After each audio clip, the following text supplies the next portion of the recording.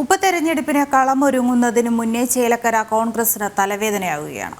സ്ഥാനാർത്ഥിയായി മുൻ MP രമ്യ ഹരിദാസിന്റെ പേരുയർന്നതോടെ ഒരു വിഭാഗം പോസ്റ്റർ യുദ്ധം ആരംഭിച്ചു. രമ്യയെ സ്ഥാനാർത്ഥിയാക്കരുതെന്നാണ് പോസ്റ്ററുകളിൽ ആവശ്യം. AICC അംഗം NK സുധീർ അടക്കം നിരവധി പേർ സീറ്റ് ആവശ്യപ്പെട്ട് രംഗത്തെത്തിയിട്ടുണ്ട്.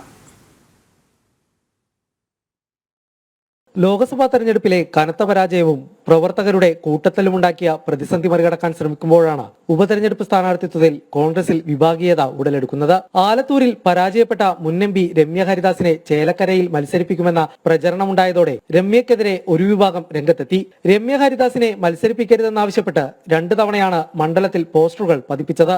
എന്നാൽ പോസ്റ്ററുകൾക്ക് പിന്നിൽ കോൺഗ്രസ് പ്രവർത്തകരില്ലെന്നാണ് കോൺഗ്രസ് നേതൃത്വത്തിന്റെ വിശദീകരണം. പോസ്റ്ററുകൾ പതിപ്പിച്ചവർക്കെതിരെ നിയമ നടപടി ആവശ്യപ്പെട്ട് കോൺഗ്രസ് ബ്ലോക്ക് കമ്മിറ്റി പോലീസിൽ പരാതി നൽകിയിട്ടുണ്ട്. CCTV ദൃശ്യങ്ങളടക്കം പരിശോധിച്ച് നടപടിയെടുക്കണമെന്നാണ് ബ്ലോക്ക് പ്രസിഡന്റ് PI ഷാനവാസ് നൽകിയ പരാതിയിൽ ആവശ്യപ്പെടുന്നത്.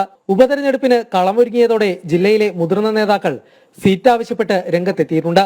മുൻ ജില്ലാ പഞ്ചായത്ത് പ്രസിഡന്റ് KV ദാസൻ, AICC അംഗം NK സുധീർ, യൂത്ത് കോൺഗ്രസ് നേതാക്കളായ സുനിൽ ലാലൂർ, അരുൺകുമാർ എന്നിവർ സാധ്യതാ പട്ടികയിലുണ്ട്. 1965 രൂപീകൃതമായ ചേലക്കര മണ്ഡലം LDF-നെയും UDF-നെയും ഒരുപോലെ പിന്തുണച്ചിട്ടുണ്ട്. VK ശ്രീകണ്ഠൻ DCC പ്രസിഡന്റായി ചുമതലയേറ്റെടുത്തതിന് ശേഷമുള്ള ആദ്യ തെരഞ്ഞെടുപ്പാണ് ചേലക്കരയിലേത്. തമ്മിലടിയിൽ മുൻ പ്രസിഡന്റ് ജോസ് വള്ളൂർ രാജിവെച്ചതോടെയാണ് VK ശ്രീകണ്ഠൻ ചുമതല ഏറ്റെടുത്തത്.